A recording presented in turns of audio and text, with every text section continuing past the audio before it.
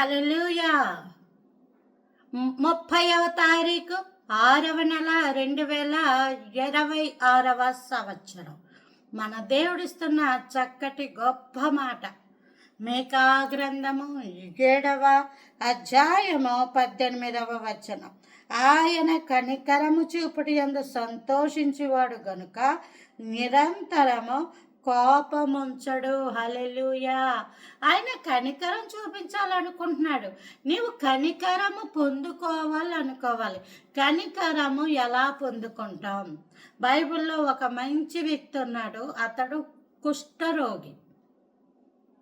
అతనికి వచ్చిన వ్యాధిని బట్టి రాళ్ళు పెట్టి కొట్టి చంపేలాలు కనుక ఆ ఊరిలోనికి వస్తే, కానీ ప్రభుల వారు ఒక గ్రామంలో ఉన్నారని చెప్పి, ఒక పట్టణంలో ఉన్నారని చెప్పి తెలుసుకొని అక్కడికి వచ్చి దొంగచాటుగా వచ్చి ఆఖరికి తర్వాత అందరిలోని కూడా బయటకు వచ్చేసి, ప్రభువా నీకు ఇష్టమైతే నన్ను శుద్ధినిగా చేయగలవని అడిగినప్పుడు ప్రభుల వారు కనికరపడి ఇంకా ఉంటుంది అతన్ని ముట్టుకొని చేయి చాచి అతన్ని ముట్టి, నాకు ఇష్టమే నువ్వు శుద్ధుడు కమ్ము.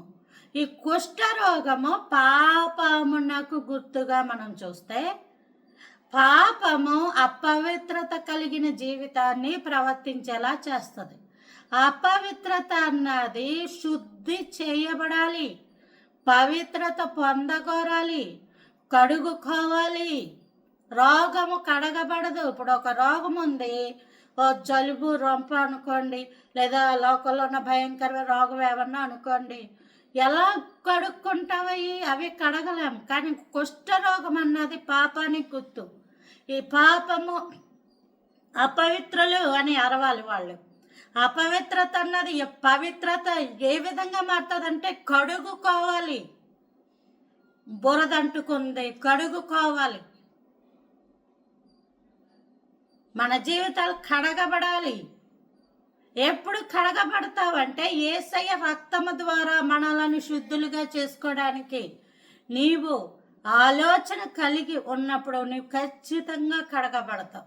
ప్రభుల వారు ఒక్కరే మనకి మార్గము. ఆయన యొద్దకు పరిగెట్టుకుని వచ్చినప్పుడు దేవుడు నిన్ను ముట్టి స్వస్థపరచును గాక.